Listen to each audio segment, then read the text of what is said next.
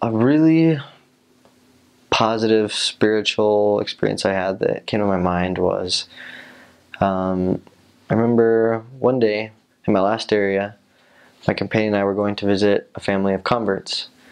In my mission, in the South Mission, we focused a lot on baptizing and helping people stay converted and be retained in the church. So we visited and continued to teach converts after baptism.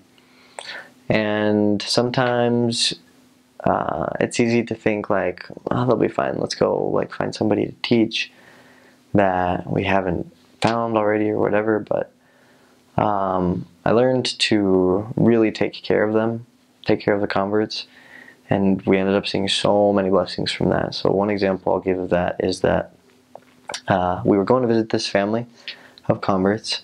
They lived in one of those places that I was talking about where there's one big house but with lots of little apartments. So we were going down because you had to go downstairs. They lived like going down like a little gully up on a really big hill. And so we were walking down and we saw some kids playing, and we recognized one of them was this family's son. And so we said hi to the kids and shook their hands, and we saw that a father was playing with them. And we said hi to him, but just real casually, going towards the convert family's house, and they were playing with a ball. And I remember this really vividly because it was a tiny thing, but the ball left the railing where they were playing. They were up above, and I grabbed it and I threw it back up to the father, and he looked literally directly above the family of converts, and I just felt like I needed to present myself to him. So I asked him, hey, can I come up and present myself to you? I just directly told him like that, and he was like, yeah, come on up. And so my companion and I, we went up and presented ourselves, and we had a jovial first meeting, I guess. And we said, can we share something with you? And he said, yeah, please. And we went in, had a wonderful first lesson, and they were really receptive. He and his wife was inside. They ended up being just one of the most incredible families I've ever taught. They were so ready, and they told us the second lesson we had with them that they had felt so confused, and that they had felt like there was something more for their lives that they needed, and they had been praying to find where God wanted them to be as far as the church goes. And when we showed up, they said that they felt that their prayers had been answered. So it was a really small thing.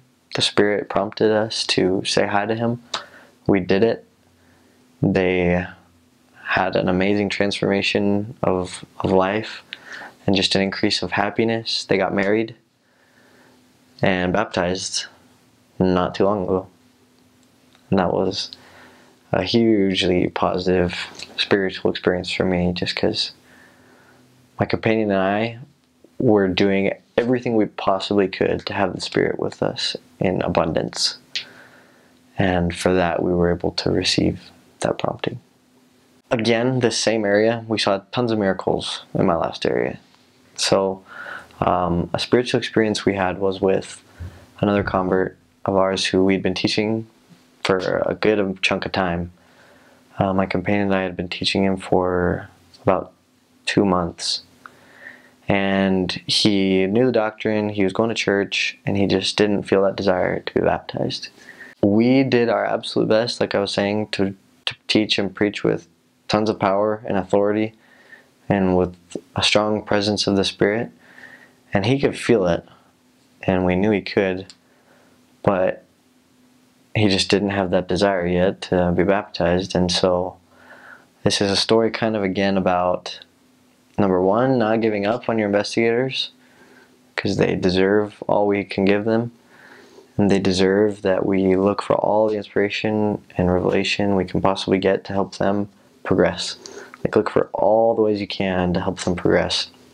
So my companion and I, Sunday morning, we take out other priesthood holders, usually younger guys, to do divisions, or sorry, splits, and be able to bring more people to church that way, you know. Go to their door, invite them to church, and help them get to church Sunday morning.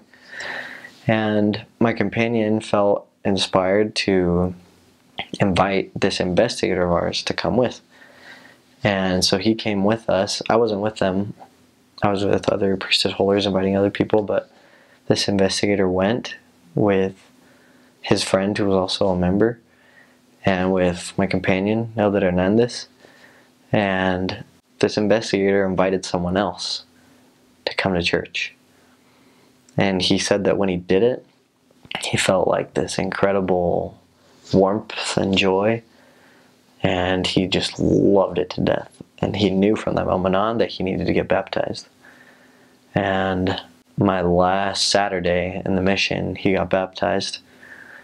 And that was a really special experience that was culminated by his baptism, but was the product of many times following the guide of the Spirit.